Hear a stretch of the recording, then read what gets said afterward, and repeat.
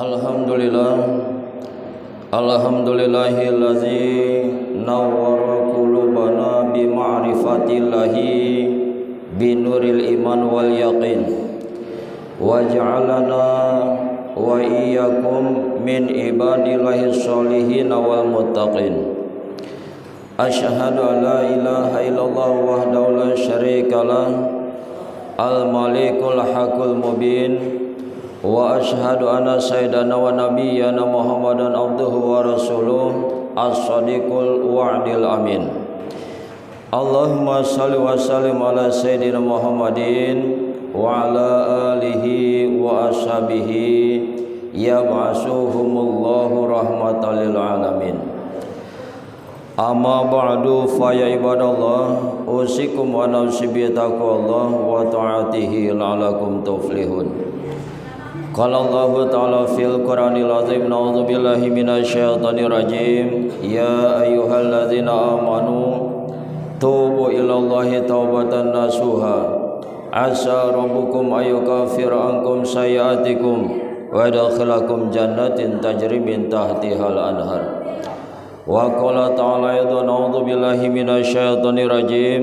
Ya ayyuhalladzina amanu istanibu katsiran minadh-dhann inna ba'da zani ismu wa la tajassasu wa la yaghtab ba'dukum ba'dha ayuhibbu ahadukum ayyakula lahma akhi maitan fakaritumu wattaqullah innallaha tawwabur rahim. Sadaqallahul azim. Puji syukur kehadirat Allah Subhanahu wa taala. Sampai saat ini Allah yaitu masih memberikan nikmat rahmat karunia-Nya kepada kita yang telah menghidupkan kita dan memberikan kehidupan kepada kita, yang mana nikmat-nikmat Allah tidak bisa kita hitung.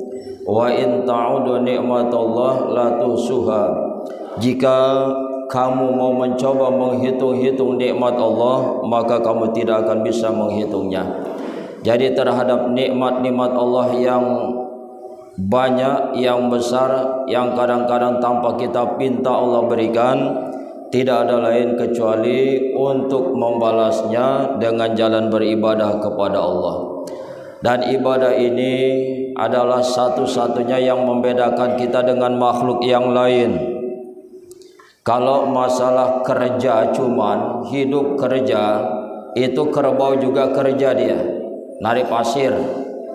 Kalau cuman yaitu hidup ini cuman tujuannya bekerja, itu yang namanya lembu juga bekerja, membajak sawah dia. Kalau ada orang yang hidupnya hanya mencari makan saja di dunia ini, itu kambing juga begitu.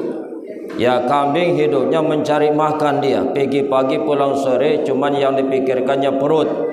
Oleh karena itu, satu-satunya yang membedakan kita dengan makhluk yang lain adalah ibadah. Apa perlunya kita ibadah? Jawabannya karena ada hidup sesudah mati, ada akhirat sesudah dunia. Karena setelah kematian kita ini ada kehidupan nanti untuk mempertanggungjawabkan setiap apa yang kita lakukan. Bisa terlepas daripada pengadilan dunia, tapi di akhirat tidak ada sekecil apapun pekerjaan kita, amal kita yang bisa terlepas di hadapan Allah. Karena masalah inilah kita, yaitu perlunya beribadah, berubudiyah kepada Allah Subhanahu wa taala. Dan mudah-mudahan ibadah kita ini benar menurut Allah, bukan benar menurut kita.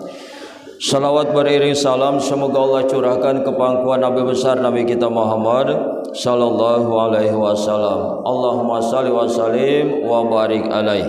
Jadi manusia satu-satunya yang sangat dekat kepada Allah, dan untuk usul kepada Allah, untuk sampai kepada Allah, tidak ada lain jalannya melalui Nabi kita, yaitu memperbanyak salawat. Istilahnya matahari dengan cahaya, matahari dengan sinarnya. Yang bisa sampai kepada matahari adalah sinarnya. Muhammad adalah sinar daripada nurullah. Oleh karena itu yang mudah sampai kepada Allah adalah Muhammad. Bagaimana caranya? Tentu yaitu banyak bersalawat. Allahumma shalli wa sallim wa barik alaihi.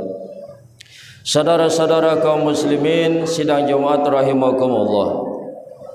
Di dalam kitab Muraqi Ubudiyah halaman 81, taklif daripada Al-Alim Al-Fadil Al-Amil yaitu Syekh Muhammad Nawawi Al-Bantani, diambil daripada yaitu kitab Bidayatul Hidayah yang dikarang oleh Imam Ghazali. Di sana disebutkan bahwasanya telah berkata oleh Muaz radhiyallahu an, sahabat, kata Muaz, ya Rasulullah, anta Rasulullah wa anta ma'sumun minaz dzunub.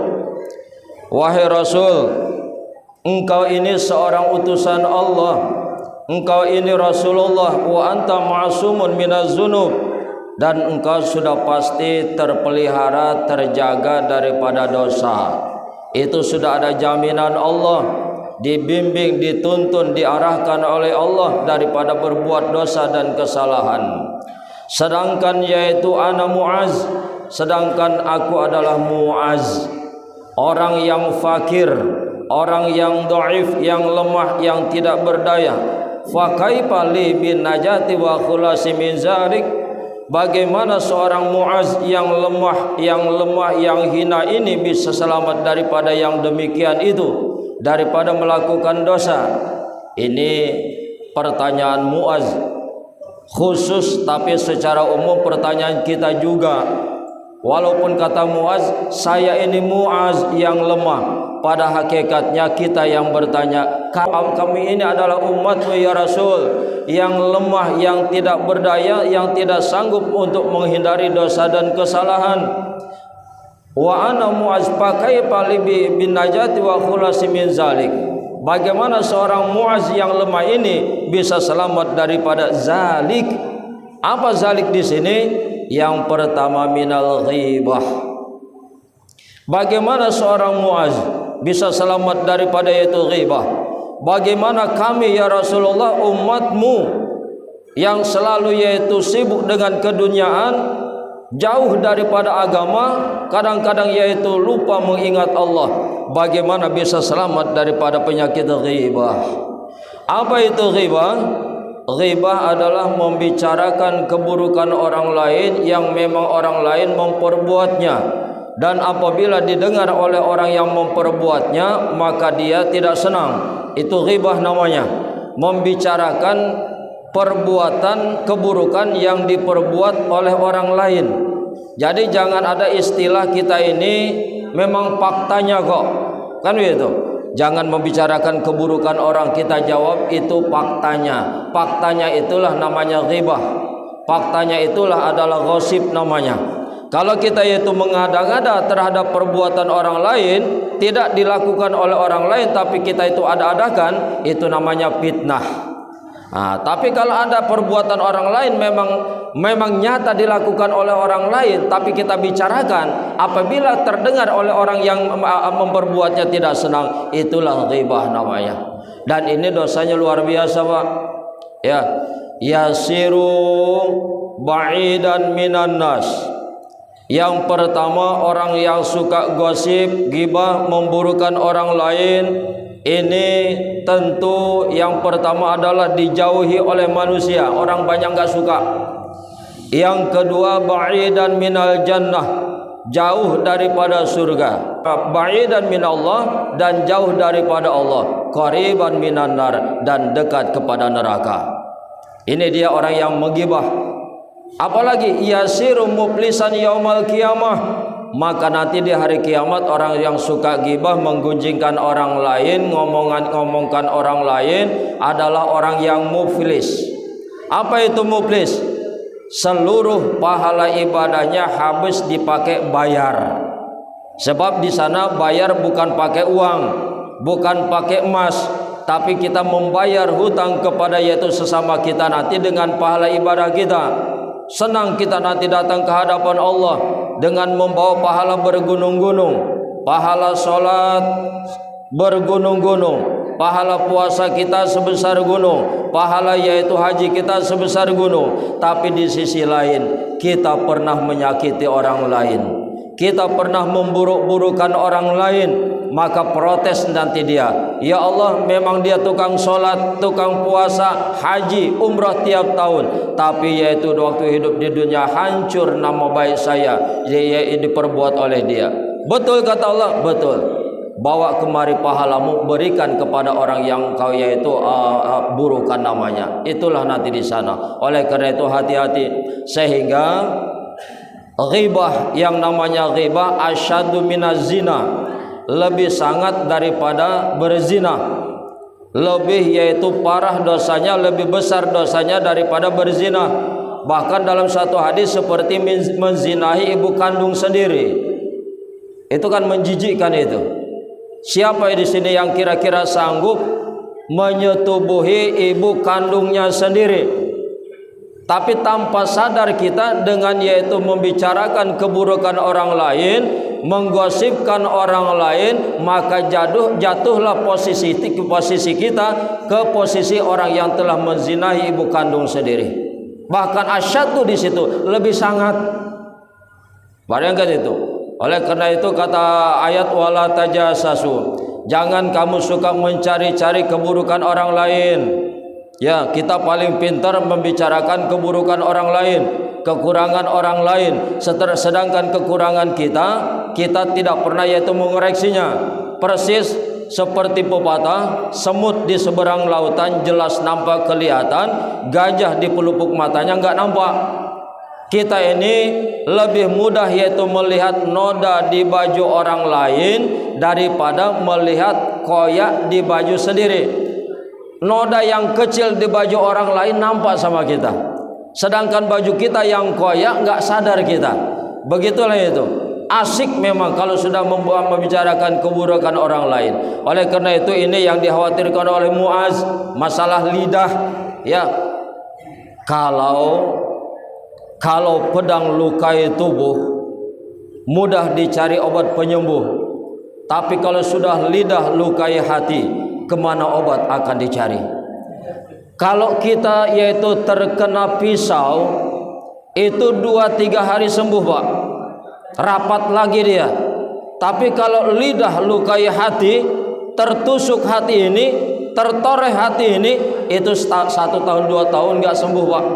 Walaupun orang yang bersangkutan sudah minta maaf kepada kita, tapi yaitu ingatan kita tetap ingat kepada dia seumur hidup kita. Oleh karena itu mulut adalah harimaumu, jaga dia. Yang kedua kata Muaz, ya Rasulullah, kami ini lemah, tidak sanggup menjaga daripada sifat al-fakhri. Apa itu fakhri? Sombong, angkuh terhadap harta dan jabatan. Itu yang namanya setan, ibarat penari, mengerti betul irama gendang. Masuk kepada orang yang kaya, dia tanamkan sifat bakhilnya.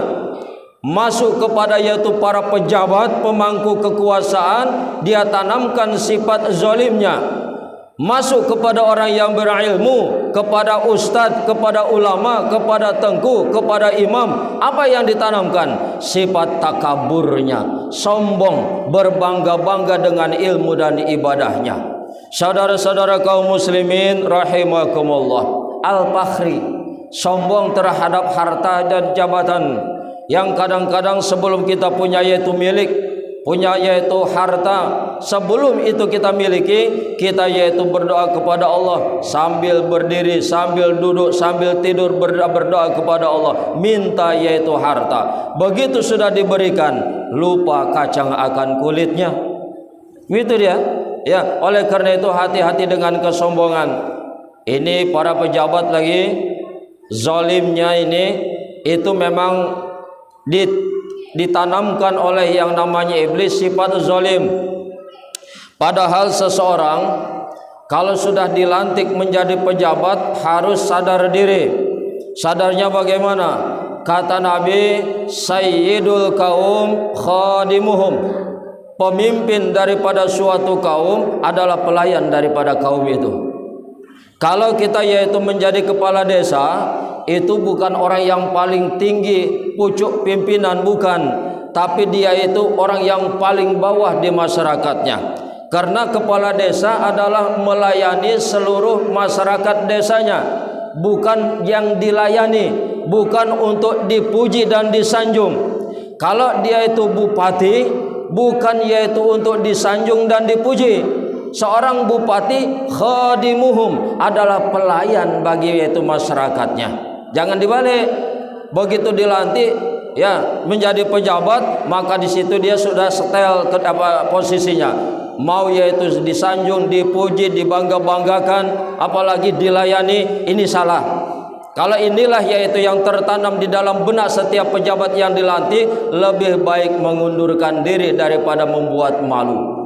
Pun sampai kepada pucuk pimpinan, presiden, kepala negara, mereka bukan yaitu orang yang nomor satu dari atas, tapi nomor satu dari bawah. Kenapa? Sayyidul kaum khadimuhum, pemimpin daripada suatu kaum adalah pelayan daripada kaum itu.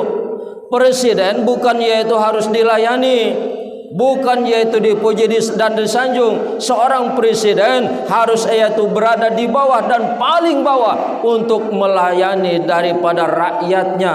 Coba perhatikan Sayyidina Umar, apa yang dilakukan? Belusukan setiap malam, turun ke bawah, bukan cuman menerima laporan.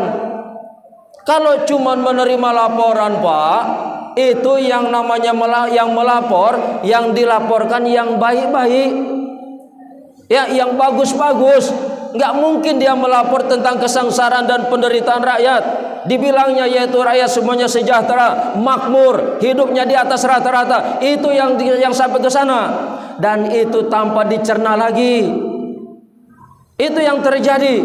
Oleh karena itu belusukanlah. Kalau memang dilantik menjadi pejabat, coba malam-malam jalan dari pintu ke pintu, dengarkan rintihan masyarakatnya. Sampai Sayyidina Umar mendengar rintihan seorang anak, tangisan seorang anak di tengah malam, diintip oleh Sayyidina Umar. Ibunya sedang merebus, ada yang dimasak, dan yaitu didekati oleh Umar. Ibu masak apa? Kata ibu tadi, saya sedang yaitu merebus batu. Batu yang direbus, bukan beras, bukan makanan. Kata Umar, kenapa ibu membohongi anak ibu? Kata ibu tadi, supaya anak saya bahwasanya mereka menyangka saya sedang memasak dan mereka bisa tidur karenanya. Kata Sayyidina Umar, bagaimana yaitu pemimpin ibu, raja ibu, presiden ibu, Sayyidina Umar. Apa kata ibu tadi yang tidak tahu di depannya Sayyidina Umar? Sayyidina Umar pemimpin kami, raja kami, presiden kami adalah orang yang zalim dia, orang yang aniaya dia, ya, yang tidak pernah memikirkan rakyatnya, penderitaan rakyatnya. Menangis Umar, pulang, pergi ke Baitul Mal, diambilnya yaitu gandum, dipikul. Kata yaitu pembantunya, biar saya saja yang memikulnya Tuan. Kata Sayyidina Umar, tidak. Kenapa? Apakah engkau mau memikul dosaku nanti di hari kiamat? Dipikul sendiri. Adakah pejabat seperti itu? Mau memikul beras, 1 karung beras untuk disalurkan kepada masyarakatnya. Itu yang dilakukan. Oleh karena itu seorang presiden jangan cuma mendengar laporan saja daripada yaitu bawahannya, tapi turunlah ke bawah, lihat langsung bagaimana yaitu penderitaan dan kesengsaraan rakyatnya. Saudara-saudara kaum muslimin sidang Jumat rahimakumullah. Yang ketiga yang dikhawatirkan oleh Muaz dan menjadi kekhawatiran kita yaitu al-kibar. Apa itu al-kibar? Sombong dan angkuh terhadap amal ibadah, terhadap ilmu dan amal ibadah. Hati-hati. Orang yang berilmu sombong kepada ilmunya, dan orang yang beribadah merasa sudah sempurna ibadahnya. Ingat, kata ahli ma'rifat, Allah berfirman di dalam hadis qudsinya, kalau engkau masih merasa dirimu engkau, maka engkau tidak akan mengenal aku, kata Allah. Coba camkan itu. Kalau engkau masih merasa dirimu itu engkau, maka engkau sampai kapanpun tidak akan mengenal aku. Engkau sampai kapanpun tidak akan dekat kepadaku. Apa itu? Merasa ada akunya, keakuannya masih. Akulah orang itu yang ahli ibadah, akulah orangnya yang dermawan. Kalau itulah masih ada aku di dalam diri kita, merasa ada akunya di dalam diri kita, sampai kapanpun kita tidak akan dekat kepada Allah dan tidak akan kenal kepada Allah Subhanahu wa taala. Bahkan di dalam salat jangan sampai timbul keakuan. Itulah yang namanya fana. Sehingga ada istilah itu, kalau orang ahli ma'rifat enggak perlu salat katanya. Kalau sudah sampai kepada ma'rifat enggak perlu salat. Apa itu? Dalam artian bukan tidak melaksanakan sholat. Dikala kita melaksanakan sholat, bukan terasa diri kita lagi yang melakukan sholat itu. Kalau kita masih merasa diri kita yang melakukan sholat, itu sholat kita tidak diterima, Pak. Sampai di sanalah nilai ibadah itu. Hilangkan nilai keakuannya di hadapan Allah Subhanahu wa taala, bahwasanya la haula wala quwata illa billahil aliyil azim. Yang keempat yang dikhawatirkan oleh Muaz, kata Muaz, ya Rasulullah, ini menjadi adat kebiasaan kami, watak kami. Apa itu? Al-uzub, bangga terhadap hasil usaha. Ini hati-hati ya. Apapun yang kita yaitu hasilkan itu tidak ada lain kecuali biiznillah. Dan hati-hati kepada para pejabat juga, sebab pejabat ini menjadi yaitu istilahnya contoh, menjadi panutan. Ibaratnya begini, kalaulah seseorang itu melaksanakan sholat yang 5 waktu sampai yaitu berjamaah, pantaskah dia dipuji? Kalau ada seseorang rajin sholat 5 waktu berjamaah, pantaskah dia mendapat pujian dan sanjungan? Jawabannya tidak. Kenapa? Karena itu sudah kewajibannya. Begitupun kalau ada seorang bupati, seorang gubernur, presiden, dia yaitu sanggup memberikan kemakmuran kepada rakyatnya, mensejahterakan rakyatnya, pantaskah dia dipuji? Coba, apabila ada seorang bupati, gubernur, sampai presiden, tiba-tiba di dalam yaitu kepemimpinannya sanggup mensejahterakan rakyatnya, memakmurkan rakyatnya, pantaskah dia mendapat pujian dan sanjungan? Tidak. Apa sebabnya? Karena itu adalah kewajibannya. Sama dengan sholat tadi, tidak pantas seseorang yang melaksanakan sholat, melaksanakan puasa dipuji. Kenapa? Kewajibannya. Oleh karena itu apabila ada seorang bupati, gubernur, presiden mensejahterakan rakyat, memakmurkan rakyat, tidak perlu dipuji, enggak pantas disanjung. Kenapa? Itu adalah kewajiban dan tanggung jawabnya. Apatah lagi sebaliknya, kalau mensengsarakan rakyatnya, sudah pantaslah yaitu mendapatkan hujatan-hujatan. Saudara-saudara kaum muslimin rahimakumullah, kata Nabi Muaz, kalau sudah tahu yaitu engkau penyakitmu itu, maka yaitu yang harus kamu lakukan, hafiz lisanaka minal waqiah, jaga lidahmu daripada yaitu waqiah, menjatuhkan orang lain, daripada menggibahkan orang lain. Wala tuzaki nafsaka bizammihim, jangan engkau yaitu membersihkan dirimu dengan yaitu mencela orang lain, dengan memburuk-burukan orang lain. Wala tarfa'un nafsaka biwad'ihim, jangan engkau meninggikan dirimu, mengangkat-ngangkat dirimu dengan merendahkan orang lain. Menganggap diri kita suci, menganggap diri kita bersih dengan memburuk-burukan orang lain, dengan menjelek-jelekan orang lain, dan mengangkat diri kita setinggi-tingginya di dalam pembicaraan dengan merendahkan orang lain. Dan terakhir sebagai penutup kata Nabi, kalau engkau ingin selamat di dunia, bahagia di akhirat, kunci resepnya sederhana saja. Apa itu kata Nabi? Antuhiban nas kama tuhibbu li nafsi wa takraha lahum ma takrahu li nafsik. Kata Nabi, antuhiban nas kama tuhibbu li nafsik, cintailah manusia sebagaimana engkau mencintai dirimu sendiri. Ini resepnya, Pak. Cintailah orang lain sebagaimana engkau mencintai dirimu sendiri. Apa itu? apa saja perbuatan orang lain yang apabila diperbuat oleh orang lain kepada kita membuat diri kita senang, gembira, maka bolehlah perbuat itu kepada orang lain. Wa takraha lahum kama takrah li nafsik, dan yaitu bencilah manusia sebagaimana engkau membenci dirimu sendiri. Apa itu? Apabila ada perbuatan orang lain yang diperbuat oleh orang lain kepada kita membuat kita benci, marah dan tidak senang, jangan sekali-kali itu perbuat kepada orang lain.